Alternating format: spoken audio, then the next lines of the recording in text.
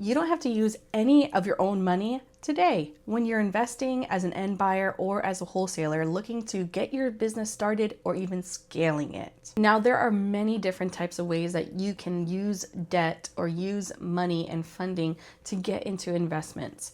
So today we're going to talk about transactional funding and how it can support you in acquiring either assets, businesses, or any other type of strategy that you want to use to build or scale your business. Now, you can use other people's money, or otherwise known as OPM, for your transactions. But remember, there are two separate sides of a transaction. You have the acquisition side, and then you have the end or exit strategy side of your transaction.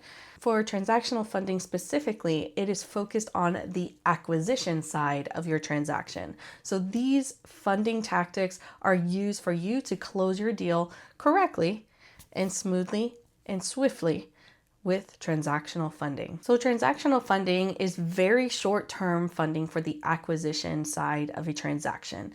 It's primarily used for wholesalers and real estate investors and other investors in different avenues like business acquisitions.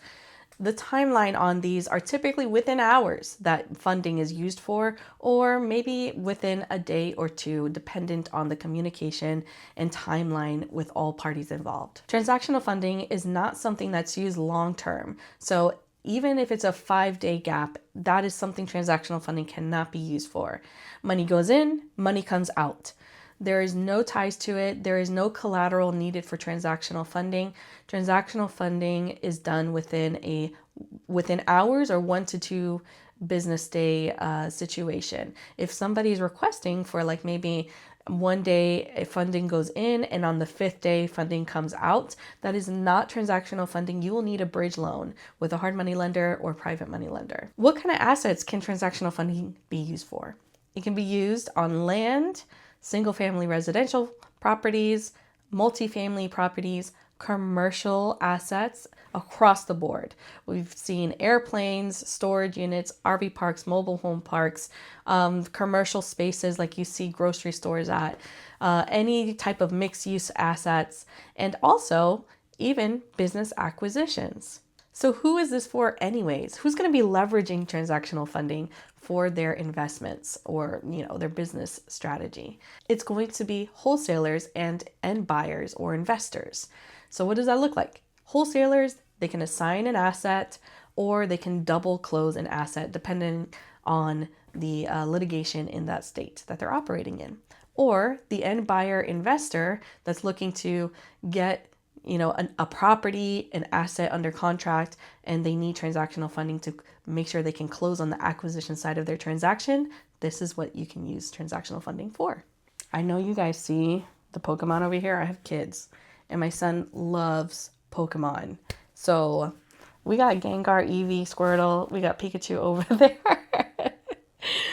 So they're going to be hanging out with us today, all right? There are 3 different types of situations where you can leverage transactional funding. Number 1 is earnest money deposit funding, otherwise known as EMD. This is your good faith deposit to the seller. Typically, we see EMD within 1 to 3% of the purchase price of the asset. So, for example, if you have a $200,000 asset for the purchase price and you'd like to put down 3% of that, 3% of 200,000 is $6,000. So that's the money that you would be putting down as soon as you open with escrow. And if you do not have the funds to do that, or maybe you'd like to leverage other people's money, OPM, and have somebody put their money as your good faith deposit as your capital partner, you can do so with a transactional funder. Now remember, 1 to 3% is typical. However, let's say like the asset that you're looking to acquire, the market is like flooded. There's tons of investors looking to purchase the asset, and you'd like to put a large earnest money deposit on that asset for you to acquire, but you just don't have the funding for it. Or maybe your funds are tied up in another deal, or you would like to not even use your funds. Maybe you have a whole team and you're looking to use those funds for something else. Anyways, you can leverage a transactional funder to support you at whatever level of money that you'd like. So whether it's $500 or up to $1 million and up, you can leverage a transactional funder to support you on this. So whether if you're a wholesaler or an end buyer investor, you can leverage transactional funding for earnest money deposits. Number 2, transactional funding can support wholesalers on double close transactions. Now, double closing.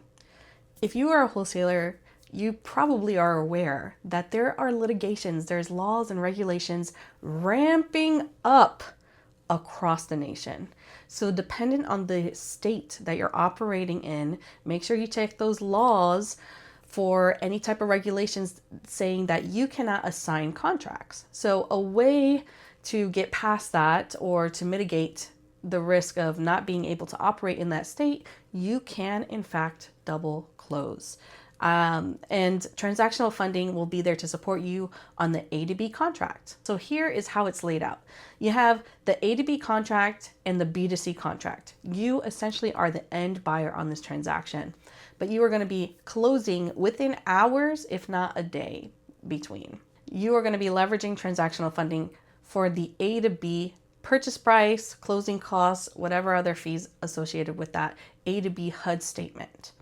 And then you need to ensure that B to C HUD statement or the end buyer is going to come in and support equal to or greater than what the transactional funder is going to be coming in to support you on.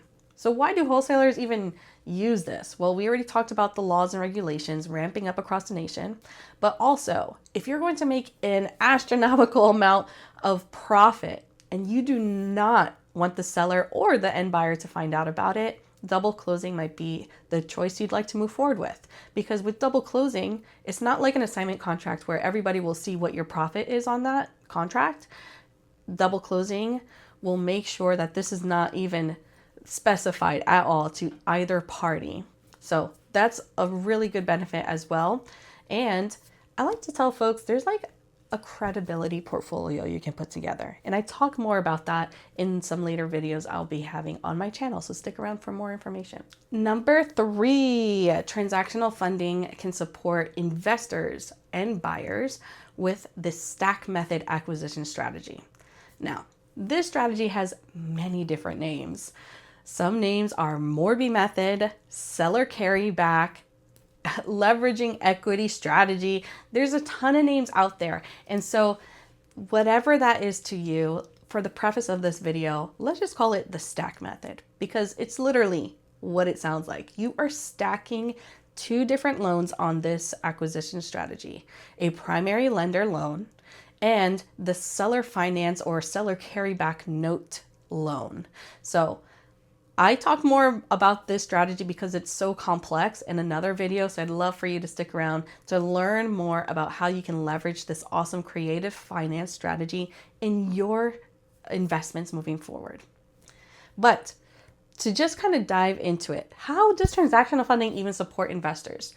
At a very high level, transactional funding will support investors with the down payment, any other gap funding involved to acquire the asset. Now, the important part about this strategy is that seller carryback agreement amount or the note that's going to be created on this property, whether that is a second lien position, a preferred equity position, or even a seller credit, that amount must pay back the amount the transactional puts in on the first leg of this transaction plus their fee.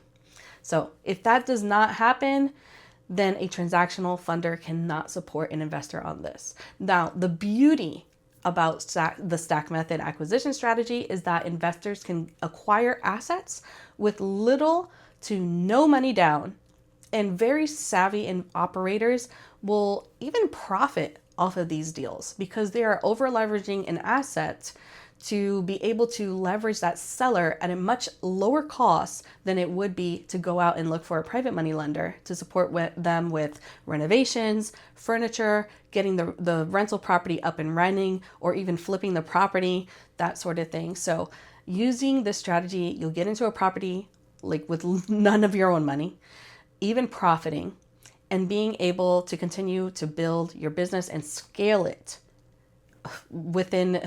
You can do multiple of these at the same time with a reliable funder like a transactional funder with systems and processes in place. And if you are looking to work with somebody like this, feel free to reach out to me. This is what my team and I specialize in. All three of these types of transactional funding strategies: earnest money deposit funding, double close transactions, and also stack method acquisition strategies as well. And people use all three of these at the same time as well too. There might be investors that are looking for earnest money deposit to put down as good faith deposit, looking to double close on the transaction to stretch that equity on the asset and get a profit too from that. They get a fee. And they'll then do a stack method on the back end because they've stretched that equity and they can pull more money out of the asset if it makes sense, right? So I will definitely go more in detail as far as numbers and how to acquire these assets with a transactional funder partner in line with you and your business acquisition strategies. So stick around for more and feel free to reach out if you have a deal that you're looking to close on and need transactional funding. I'm here to support.